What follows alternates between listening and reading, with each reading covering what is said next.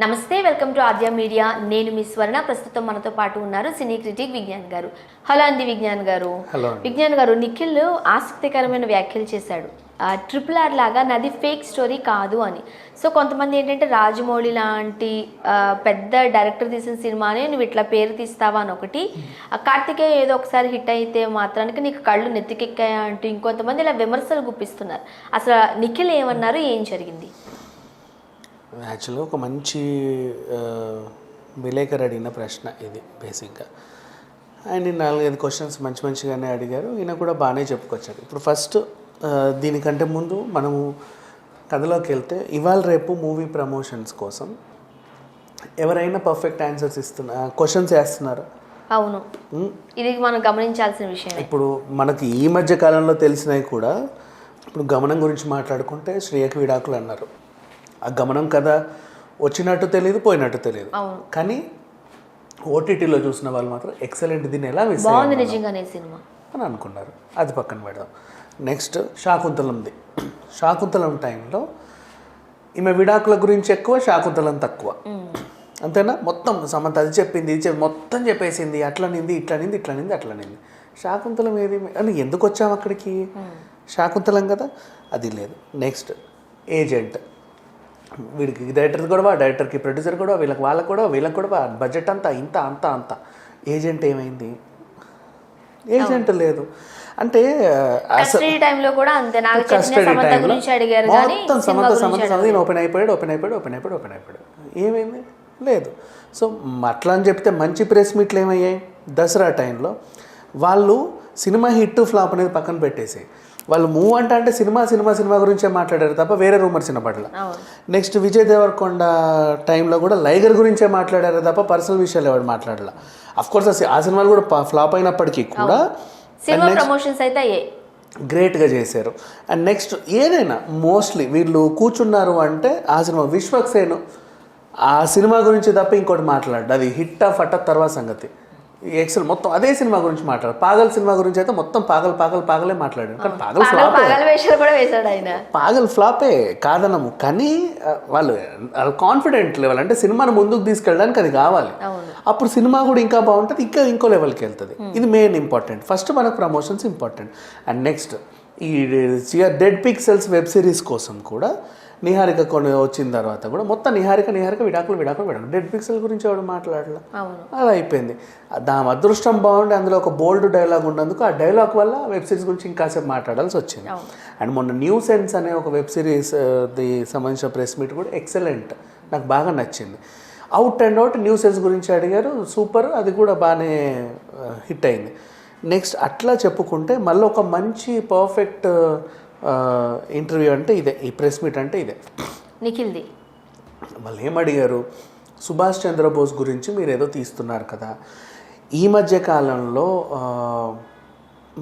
RRR వచ్చింది, దాంట్లో అల్లూరి సీతారామరాజు, కొమరం భీమ్ ఇద్దరు ఉన్నారు, వాళ్ళని తీసుకెళ్ళి వాళ్ళకి ఆస్కార్ కూడా వచ్చింది, ఏదో రకంగా సెలబ్రేట్ అయ్యారు. మీరు అది స్ఫూర్తిగా తీసుకొని మీరు కూడా ఏమైనా మ్యాజిక్ చేశారా సుభాష్ చంద్రబోస్ అని చెప్పేసి, నేతాజీ అని చెప్పేసి, స్పై అని అడిగారు. ఈయనేం ఆన్సర్ చెప్పుకొచ్చాడు అంటే, RRR లాగా నాది ఫేక్ స్టోరీ కాదు, నిజంగానే 1970 టైంలో ఏదో జరిగింది, అప్పుడు ఏమైంది ఎవరికి తెలియదు, ఆ టైంలో కూడా మా దగ్గర కొన్ని ఫైల్స్ ఉన్నాయి, అవన్నీ డిటాచ్ చేసాము, అన్నీ తెలిసిన క్లూస్ అన్నీ తెచ్చి ఒక స్పై చేస్తే మాకు దొరికిన ఆధారాలను బట్టి ఇన్వెస్టిగేషన్ లెవెల్లో ఈ సినిమాని ముందుకు తీసుకెళ్ళాము అని చెప్పారు. అందరూ క్లాప్స్ కొట్టారు. నిజమే, ఇది నాకు నచ్చింది. ఎందుకంటే RRR it's a fake story. ఎక్కడో ఉన్న అల్లూరి సీతారామరాజు, ఎక్కడో ఉన్న కొమరం భీమ్ వీళ్ళు కలపడం ఏంటి, వీళ్ళిద్దరూ కలిసి గెంతడం ఏంటి, నాటు అని, అది వెళ్ళి ఎక్కడో ఆస్కార్ వాడికి నచ్చి అవార్డు ఇవ్వడం ఏంటి, కర్మ కాకపోతే. సో వీళ్ళు మాత్రం అట్లా కాకుండా మంచిగానే ఇన్వెస్టిగేషన్ చేశారని చెప్పుకోవాలి. సో ఇప్పుడు అందరు ప్రశంసించేది ఏంటంటే, అప్పుడు సుబ్రహ్మణ్యపురం, ఆ తర్వాత ద్వారక, అలాగే రేపు రామ మందిరాన్ని కూడా కార్తికేయ 3 చేస్తున్నారు, ఇప్పుడు అలాగే సుభాష్ 3 చేస్తున్నారు. నువ్వు ఈ జోనర్లో వెళ్ళు, బాగుంది, నీకు ఇది బాగా నచ్చింది. మధ్యలో 18 పేజెస్ పాపం తప్పు కదా, ఆల్రెడీ చేశాడు కాబట్టి అప్పుడు రిలీజ్ అయింది. కాకపోతే ఇప్పుడు చేసేవన్నీ కూడా కొంచెం ఓ పద్ధతిలో వెళ్తూ నీట్గా క్యాప్చర్ చేసుకుంటున్నాడు. ఆయన ఏది చెప్పాలనుకుంటున్నాడో ఆ సబ్జెక్ట్, దాన్ని అంతవరకే చెప్పుకుంటూ ఆయనకంటే ఒక కొత్త మార్గాన్ని ఎంచుకున్నాడు. అయితే ఇప్పుడు ఈ ప్రమోషన్స్ లో భాగంగా లేకపోతే హైప్ రావడం కోసం ఒక పెద్ద డైరెక్టర్ను లేకపోతే ఒక పెద్ద ప్రొడ్యూసర్ పేరు తీసామనుకో ఇంకొంచెం ప్రజల్లోకి వెళ్ళిపోతామనే ఉద్దేశంతో కూడా ఇలా వ్యాఖ్యలు చేశాడా నిఖిల్ అనేది కూడా ఉందిగా. చిచి అట్లా ఏం లేదు, వాళ్ళు అడిగింది కూడా ఏం లేదు. వీళ్ళు రాస్తే అది పబ్లిసిటీ అయిపోతుంది, తప్పేం లేదు. నిఖిల్ మాత్రం అనింది ఏంటి, ఆ సినిమా లాగా ఈ సినిమా ఉంటుందా అంటే అఫ్ కోర్స్ దానిలాగా మాది ఫేక్ కాదండి, ఇది ఒరిజినల్ కదా, మేము ఒరిజినల్గానే తీసాము అని చెప్పుకొచ్చాడు. ఆయన అలా చెప్పడంలో తప్పే ఉంది చెప్పు, బేసిక్గా అంతే కదా. అంతే. సో ఇప్పుడు ఒకసారి మనం నిఖిల్ కెరీర్ గ్రాఫ్ చూసినట్లయితే తన హ్యాపీ డేస్తో బబ్లీగా వచ్చినప్పటికీ తన పందా మార్చుకున్నాడు. బట్ ఒక జోనర్లోనే వెళ్ళిపోతున్నట్టు అనిపించడం లేదు. అప్పుడప్పుడు క్యూట్ లవ్ స్టోరీస్ అని అవి ఇవి కూడా తీస్తే బాగుంటుంది కదా. ఉంటుంది, బట్ ఏంటంటే ఇప్పుడు ఇది కూడా ప్రమాదమే. ఎందుకంటే ఇట్లాంటి ఇన్వెస్టిగేషన్లు ఏదేదో తెలుసుకునే క్రమంలోనే ఈయన సినిమాలన్నీ తీస్తాడేమో, ఇక మీదట అలాంటి స్క్రిప్ట్లే వస్తాయేమో అనుకుంటారు. అది కూడా కొంచెం, ఎందుకంటే 18 పేజెస్ ఫ్లాప్ అయిపోయింది. ఇలాంటి సినిమాలు నిఖిల్కి సెట్ అవ్వవు అని అట్లా అని చెప్పి 18 pages not a bad story, అది మంచి కథే. కాకపోతే నచ్చిందా మీకు? పర్వాలేదు, ఇట్స్ ఓకే. అంటే మరీ నాట్ బ్యాడ్ అనుకునేటువంటి కథ ఏం కాదు, లాజిక్ అవన్నీ నచ్చాయి మీకు బేసిక్గా. సో ఆ రకంగా చూసుకుంటే అంటే ఈ అబ్బాయికి అవ్వలేదు అని చెప్పేసి కథ అయితే మీకు నచ్చిందంటారు, పర్వాలేదు, నాట్ బ్యాడ్. అంటే మరీ నాసిరకంగా లేదు, ఇట్స్ ఓకే. అంటే చూడొచ్చు ఒకసారి. అంటే మరీ అసలు ఈ సినిమాని చెత్తబుట్లో వేయాలనే సినిమా అయితే కాదు, ఒక్కసారి చూడొచ్చు, తప్పలేదు. సో ఆ రకంగా ఉంటే అండ్ అందులోనూ ఆ ఒక్కసారి కూడా నిఖిల్ ఊహించుకోవడం ఇంకా కష్టం. ఇంకెవరైనా హీరోలకే వరుణ్ సందేశో లేకపోతే రాజ్ తరుణో ఉంటే అదేదో అట్లా ఆడేది వాళ్ళ తరహాలో. సో నిఖిల్ని ఓ పక్క ఈ సినిమాలన్నీ చూసిన తర్వాత అక్కడ కొంచెం మనకి సెట్ అవ్వాలి. సో కార్తికేయ 2 చూసిన కళ్ళతో ఈ 18 పేజెస్ చూడలేకపోయారు అని అంటారు, అంతే. సో జనరల్గా ఇప్పుడు హీరోస్కి మాస్ లుక్ ఇంపార్టెంటే, కాకపోతే అప్పుడప్పుడు కూడా అన్ని జోనర్స్ ప్రజలను పలకరించాలి కదా. ఆ జోనర్లో అనుకుంటే మరి నిఖిల్ ఫెయిల్ అవుతున్నాడేమో. బట్ కర్మ కాకపోతే ఏంటంటే పాప మా పిల్లోడిది ఆ ఫేస్ ఇప్పుడు రగ్గుడు లుక్ అంటే గడ్డం అంతా వచ్చి అవన్నీ ఉంటే వస్తుంది మాసీ లుక్. ఆ అబ్బాయికి అట్లా కాదు, ఆయన స్కిన్ టోన్ వేరు. అవును.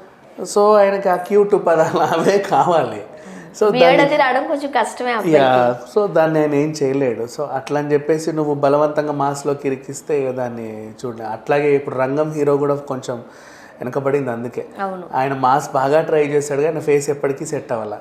సో అట్లా కొంతమంది నాగ చైతన్య కూడా అంతే, చాలా ట్రై చేస్తున్నాడు కానీ పాపం అవ్వట్లేదు. నాగ చైతన్యకి గడ్డం వస్తుంది, ప్రాబ్లం ఏం లేదు. బట్ ఆయన ఎందుకో మరి ఇంకా చిన్నపిల్లలాగే చూస్తూ ఉంటారు, నిలబడట్లేదు, అది వేరే విషయం. ఇప్పుడు విజయ్ దేవరకొండకి ఆ రగ్గుడ్ లుక్ ఆయనకి భయపడుతూ వచ్చేసింది. సో వాళ్ళు నిలబడతారు. సిద్ధు జోనల్ కంటే ఆయన సెట్ అయిపోతాడు. కొంతమందికి కొన్ని ప్లస్లు ఉంటాయి, కొంతమందికి కొన్ని మైనస్లు ఉంటాయి. కానీ వాళ్ళు ఆ ప్లస్లు మైనస్లు పక్కకు పెట్టేసి వాళ్ళకి ఏదైతే జోనర్ సెట్ అవుతుందో అలాంటి కథలతో ముందుకు వెళ్తే అన్ని సినిమాలు హిట్ అవుతాయి. రైట్. సో ఏది ఏమైనా మాత్రం నిఖిల్కి అయితే ఒక మంచి హిట్ కావాలి అండ్ సుభాష్ చంద్రబోస్ కదా ఈ స్పై కూడా నాకు తెలిసినంత ట్రైలర్ చాలా బాగుంది. ఇది కూడా హిట్ అవుతుందని నమ్మకాలు అయితే ఉన్నాయి. Thank you so much. Thank you.